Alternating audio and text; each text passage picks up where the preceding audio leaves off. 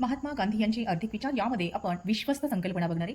समाजात असणारी विषमतेची जरी नष्ट करायची असेल तर काय केलं पाहिजे? भांडवलदार आणि श्रीमंत वर्गाने आपल्याला आवश्यक तेवढी संपत्ती जवळ ठेवायची आणि राहिलेली किंवा उरलेली जी संपत्ती आहे ती समाजातील गरीब वर्गाला उद्योगधंदे काढून देण्यासाठी ती वापरली गेली पाहिजे. त्यामुळे काही होईल, समाजातील आर्थिक विषमता जी आहे ती नष्ट होईल किंवा नाहीशी होईल, असं म्हणणं जे आहे ते गांधीजींनी विश्वस्त संकल्पामध्ये मांडलेलं होतं. महात्मा गांधींनी आर्थिक सत्तेच्या विकेंद्रीकरणाचं समर्थन केलेलं होतं. भांडवलदारांनी मालकाचं धोरण स्वीकारायचं नाही तर विश्वासाची भूमिका त्यांनी बजावली पाहिजे, असं गांधीजींना अभिप्रेत होतं. अलीकडच्या काळात उदयाला आलेले जे काही मानवी विकास निर्देशांकाचा निकष गांधीजींनी सांगितलेल्या कल्पनेमधूनच ती सांगितलं गेलेलं आहे. 1916 मध्ये बनारस विश्व हिंदू विद्यापीठाच्या उद्घाटनाच्या प्रसंगी गांधीजींनी ही विश्वस्त संकल्पना मांडलेली होती. मग भारतातील श्रीमंत आणि संस्थानिक यांनी स्वतःला प्रजेच्या संपत्तीचं विश्वस्त मानायचं.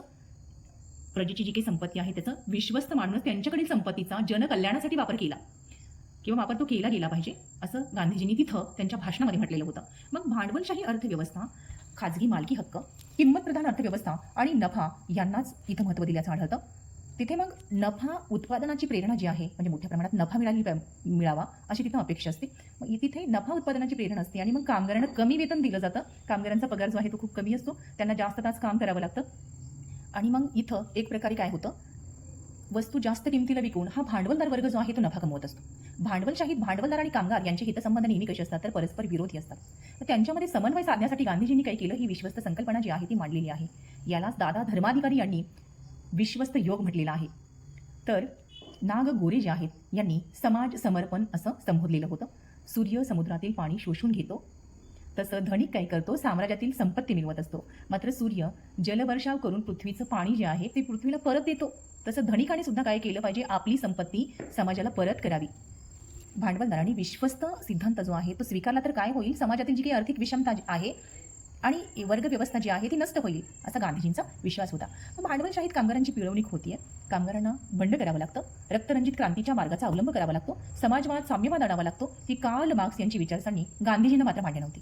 गांधीजींना खाजगी मालमत्ता मान्य होती, म्हणजे प्रायव्हेट प्रॉपर्टी थोडक्यात, पण संपत्तीचा अत्याधिक हव्यास मात्र त्यांना मान्य नव्हता. म्हणजे खाजगी मालमत्ता मान्य होती पण लोभीपणाने किंवा हव्यासाने ती कमावणं मात्र त्यांना मान्य नव्हतं. श्रीमंत व गरीब यांच्यातील दरी कमी करण्यासाठी मग इथं काही मार्ग सांगितलेले आहेत. ते 3 मार्ग.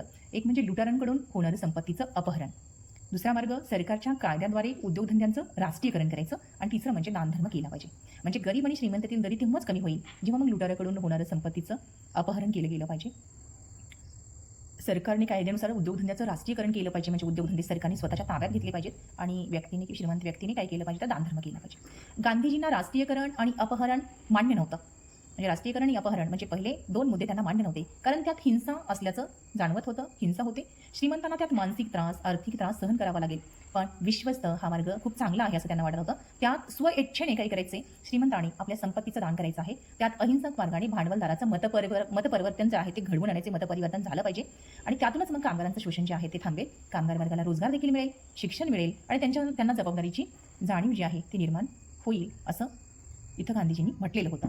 मग विश्वस्त संकल्पना जी आहे ती आदर्श संकल्पना आहे. त्यात जमीनदार, भांडवलदार, श्रीमंत व व्यापाऱ्यांनी त्यांना मिळणाऱ्या उत्पन्नाचा त्यांच्या दैनंदिन गरजाच्या पूर्ततेसाठी जेवढा खर्च करणं अपेक्षित आहे तेवढा खर्च त्यांनी जरूर करावा, तेवढाच भाग त्यांनी काढून देखील ठेवावा.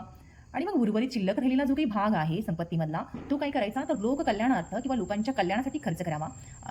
तसं जर त्यांनी केलं नाही तर समाजाने किंवा मग कामगारांनी त्यांच्या विरुद्ध असहकार आंदोलन करावे, असं गांधीजी यांचं मत होतं. इथं स्वरूप बघत असताना महात्मा गांधींनी विश्वस्त संकल्पना जी आहे ती मांडत असताना त्या विश्वस्त संकल्पनेचं स्वरूप काय होतं.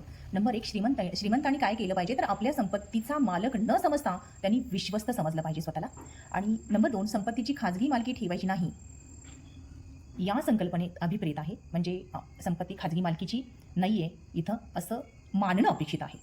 नंबर 3, संपत्तीचं संवर्धन आणि संरक्षण केलं गेलं पाहिजे. नंबर 4, संपत्तीचा उपयोग जो आहे तो किमान गरजा भागवण्यासाठी काही भाग जरूर वापरावा आणि उरलेला भाग मात्र काही करायचे तर समाजासाठी वापरला जावा. नंबर 5, गरज वाटली तर संपत्तीची मालकी आणि उपयोग यावर कायद्याने काय केलं पाहिजे, म्हणजे गव्हर्नमेंटने त्याच्यावरती काय केलं पाहिजे, बंधनं घातली गेली पाहिजेत. गव्हर्नमेंटकडूनच ते ताब्यात घेतलं गेलं पाहिजे किंवा तसे कायदे तिथे निर्माण केले गेले पाहिजे. उत्पादनाचा उद्देश नफा न राहता सामाजिक गरज हा निकष मानूनच उत्पादन केलं गेलं पाहिजे. म्हणजे उत्पादन करत असताना नफा कमवणं हा उद्देश नाही ठेवायचा, तर समाजातील सर्वांच्या गरजा पूर्ण होतील हा निकष इथे योग्य मानला गेला पाहिजे.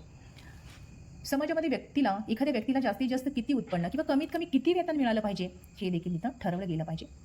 महात्मा गांधीजींचा या संकल्पनेवरती एवढा विश्वास होता की हृदय परिवर्तन होऊन श्रीमंत लोक काय करतील, आपल्या संपत्तीचा मोठा हिस्सा स्वखुशीने समाजाला देतील आणि मग यातूनच अहिंसेच्या मार्गाने विषमता आपल्याला नष्ट करता येईल, ती नष्ट होईल आणि भांडवलशाहीकडून आपण समाजवादाकडे, अर्थव्यवस्थेमध्ये वाटचाल करू, असा आशावादी दृष्टिकोन जो आहे तो गांधीजींनी इथं स्पष्ट केलेला आहे.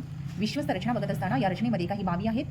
व्यक्तीला आवश्यक तेवढीच खाजगी मालमत्ता ठेवण्याचा अधिकार आहे. गरजेपेक्षा जास्त असलेली संपत्ती ही समाज कल्याणासाठी असेल, ही विश्वस्त रचनेमध्ये अपेक्षित होतं. संपत्तीची मालकी, उपयोग यांच्यावर नियंत्रण असण्यासाठी कायद्याचा आधार घेण्याची हरकत नाही. म्हणजे इथं कायद्याचा आधार जरूर घेतला पाहिजे, तो केव्हा, नियंत्रण ठेवण्यासाठी, संपत्तीची मालकी आणि उपयोग यावर नियंत्रण ठेवण्यासाठी. या प्रकारच्या अर्थव्यवस्थेमध्ये समाजाच्या गरजा लक्षात घेऊनच उत्पादन केलं जावं. कोणत्याही एका व्यक्तीच्या लहरीपणानुसार उत्पादन जे आहे किंवा त्याच्यावरती ते अवलंबून असता कामा नये. मानवी स्वभाव जो आहे तो सुधारणं खरं तर अशक्य नाही आहे, तो बदलू शकतो, त्याच्यामध्ये सुधारणा करता येऊ शकतात. या कल्पनेवरती विश्वास ठेवून ही गांधीजींनी कल्पना मांडलेली आहे. भांडवलदारांना स्वतःला सुधारण्याची संधी यात आहे. भांडवलदाराच्या स्वभावामध्ये बदल झाल्यानंतर भांडवलशाही समाजाचं रूपांतर जे आहे ते क्षमतेवर आधारित समाजामध्ये होऊ शकतं. या कल्पनेनुसार व्यक्तीला स्वतःला संपत्तीचा उपयोग जो आहे तो स्वतःच्या स्वार्थासाठी, समाज विरोधी कृत्य करण्यासाठी अजिबात करता येणार नाही. श्रमिकासाठी जे काही किमान वेतन निश्चित करणं जसं आवश्यक असतं, अगदी त्याच पद्धतीने व्यक्तीने जास्तीत जास्त किती उत्पन्न मिळवलं पाहिजे याला देखील एक मर्यादा असावी असं त्यांचं मत होतं. उत्पन्नामधील किमान आणि कमाल यामधला जो काही फरक आहे तो कमीत कमी असला पाहिजे, की ज्याद्वारे काय होईल, दोन्हीमधलं अंतर कमी होईल, म्हणजे आर्थिक विषमता जी आहे ती कमी व्हायला मदत होईल. गांधीजींची ही विश्वस्त कल्पना जमनालाल बजाज जे आहेत त्यांनी प्रत्यक्षात जी आहे ती आणलेली होती. तसंच विनोबा भावे जे आहेत यांनी सुद्धा भूदान, ग्रामदान चळवळी ज्या आहेत त्या राबवलेल्या होत्या.